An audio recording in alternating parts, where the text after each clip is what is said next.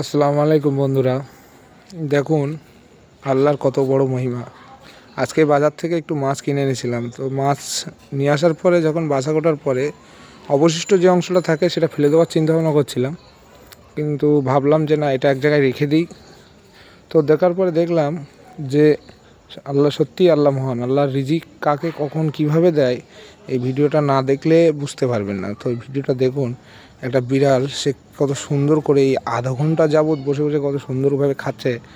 হ্যাঁ, আল্লাহর অসংখ্য মহিমা এবং আল্লাহর কুদরতের কোনো শেষ নেই। আল্লাহ মহান।